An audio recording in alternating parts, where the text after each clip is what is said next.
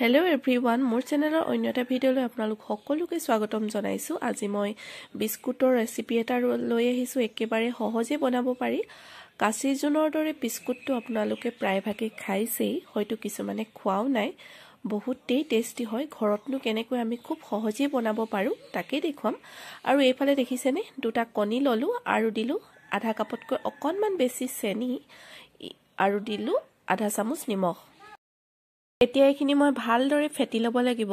চেনিৰ পৰিমাণটো আধা কাপতকৈ যদি অকণমান বেছি দিয়ে খুব ধুনীয়া জোখত হয়। নিমখো আধা চামুচমান দিব, খুব ধুনীয়াকৈ হৈ যায়। নিমখো হয় আৰু চেনিও হয় তেনেকৈ। আৰু এইখিনি ভালদৰে মই ফেটি লৈছোঁ, দেখিছেনে। চেনিখিনি ঘোল খোৱালৈকে এইখিনি ভালদৰে মই ফেটি ল'লোঁ, এয়া দেখিছেনে। আৰু এতিয়া ইয়াত এড কৰিম ৰঙা আটা দিছোঁ, আপোনালোকে বগা আটাও দিব পাৰে। প্ৰথম মই একাপ ৰঙা আটা দিছোঁ আৰু কেইটামান দিছোঁ কলা জিৰা। কলা জিৰাকেইটা দিলে বিস্কুটটো দেখিবলৈও ধুনীয়া হয়। আৰু দিলোঁ 2 চামুচ ৰিফাইন তেল। আৰু এইখিনি ভালদৰে আটা মঠাৰ দৰে ডো এটা বনাব লাগিব আৰু ভালদৰে এনেদৰে মোহাৰি মোহাৰি এইখিনি ফেটি ল'ব লাগিব। আটাৰ পৰিমাণটো প্ৰথমে মই একাপে দি লৈছোঁ, পিছত আকৌ অকণমানকৈ দিম। আৰু এয়া দেখিছেনে, এনেকৈ কণীকেইটাৰ লগত খুব ধুনীয়াকৈ এইখিনি সানি মিক্স কৰি ল'ব লাগিব। দেখিছেনে, আৰু অকণমান দি দিছোঁ আটা। এনেকৈ অকণমানকৈ দি মোৰ প্ৰায় 2 কাপ মানেই প্ৰয়োজন হ'ল আটাটো। আপোনালোকৰ কিমানটো জোখত প্ৰয়োজন হয় আপোনালোকে সেই অনুপাতে দি দিব। আৰু এয়া দেখিছেনে, হাতত বহুত লাগি ধৰে এনেকৈ মঠি থাকিলে। আপোনালোকে তেল অকণমানো সানি ল'ব মাজে মাজে। আৰু এয়া দেখিছেনে, এনেকৈ আৰু অকণমান দি মই এইখিনি মিক্স কৰি আছোঁ। এনেকৈ এটা ধুনীয়া ডো বনাই ল'ম। এয়া চাওক, হাতখন এবাৰ ধুই আহিলোঁ, কাৰণ হাতত বৰ বেছিকৈয়ে লাগি ধৰে। আৰু হাতখন ধোৱাৰ পিছত অকণমান ৰিফাইন তেল সানি ল'লোঁ। আৰু এয়া চাওক, ধুনীয়াকৈ ডো এটা বনাই ল'লোঁ। আৰু এতিয়া এই কাঁহীখন আঁতৰাই বেলেগ ষ্টিলৰ কাঁহী এখন লৈ মই ইয়াতে ভালদৰে এইখিনি আটাখিনি মঠি ল'ম ভালকৈ। বাতিটোত মঠিবলৈ অকণমান অসুবিধা হয়, সেইকাৰণে অকণমান বহল পাত্ৰ হ'লে বেছি ভাল হয়। এয়া দেখিছেনে, অকণমানকৈ আকৌ আটা দি ভালদৰে মঠি ল'ম এইখিনি।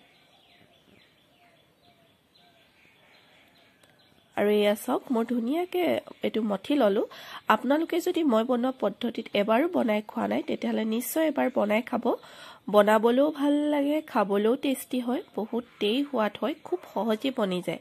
আৰু এইফালে মই বেলনা এখন লৈ লৈছোঁ, ইয়াতে দুটা ভাগ কৰি ল'লোঁ। এটা ভাগ ইয়াত দি লৈছোঁ আৰু অকণমান আটা লৈ লৈছোঁ। এনেকৈ আটা লগাই ল'লে ভাল হয়, লাগি নধৰে অকণমানো। দিয়াৰ পিছত এতিয়া মই ভালদৰে এইখিনি বেলি ল'ম। এইখিনি পাতল কৰিব নালাগিব, ডাঠকৈ থ'ব লাগিব। আৰু ইমানটো জোখতো থ'ব পাৰে আপোনালোকে, অকণমান বেছিও ডাঠ কৰিব পাৰে। মই কিন্তু অকণমান পাতল কৰিছোঁ, ইমানটো জোখত থৈছোঁ। জোখটো দেখিছেগৈ, গম পাইছেই। ইয়াত দেখিছেনে, ইমানটো জোখতে থৈ লৈছোঁ। আৰু ল'ম এটা গিলাচটো যাতে চাৰিওফালে এনেকুৱা ঘূৰণীয়া হয় এইটো চাই ল'ব। আৰু এনেকৈ মই কৰাৰ ধৰণে আপোনালোকে এনেকৈ কাটি যাব। যদি কাটাৰ থাকে আপোনালোকে তেনেকৈও কাটিব পাৰে, কিন্তু যিহেতু মোৰ ওচৰত নাই সেইকাৰণে এনেকৈ গিলাচেই কাম চলাইছোঁ। এয়া চাওক, কাচি জোনটোৰ দৰে কিমান ধুনীয়া হৈছে নহয়নে বাৰু। খুব ভাল লাগে এনেকৈ কাটি কাটি বনাবলৈ, বহুতেই ভাল লাগে। সৰু ল'ৰা ছোৱালীয়ে বিশেষকৈ এইবিলাক কাম কৰিব দিবচোন, তাহাঁতে খুব ভাল পাব এনেকৈ কৰি। আৰু এয়া চাওক, মই এখনকৈ এনেদৰে কাটি আছোঁ। আৰু ওচৰতে কাম লাগি আছে, সেইকাৰণে আপোনালোকে অকণমান ডিষ্টাৰ্বো হ'ব পাৰে দেই, মাতটো শুনিব পাৰে। আৰু এয়া চাওক, এনেকৈ মই বাকীখিনি গোটেইখিনি যিমান আছে কাটি ল'ম। দেখিছেনে,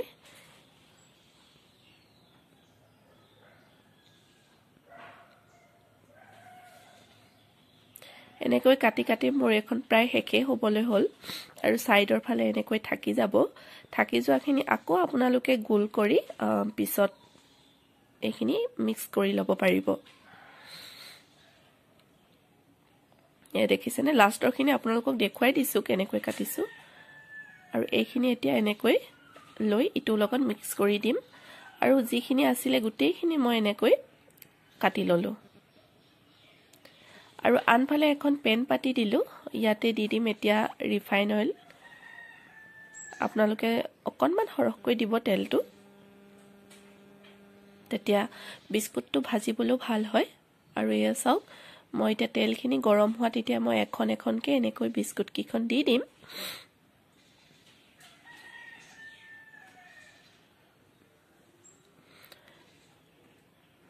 একেবাৰতে বহুত ভটিকে দি নিদিব কাৰণ বিস্কুটটো যেহেতু ফুলি যায় সেই কাৰণে আৰু ইয়াত মই বেকিং পাউডাৰ বেকিং সোডা একোৱে ব্যৱহাৰ কৰা নাই আৰু ইয়াত দেখিছেনে ইমান কেইখন মই দি ললো এইখন আৰু এটা সাইড অকনমান ভালদৰে হিজাৰ পিছতহে উলটাই দিব যেহেতু বিস্কুট ফ্ৰাই কৰোতে বহুত কোমল হৈ থাকে সেই কাৰণে নহলে ভাগি যাব এয়া চাওক এনেকৈ উলটাই আছো এটা সাইড ভালদৰে মোৰ হিজিছে সেই কাৰণে ইটো সাইড হিজাই আছো আৰু আপোনালোকে লো টু মিডিয়াম ফ্লেমতে হিজাই থাকিব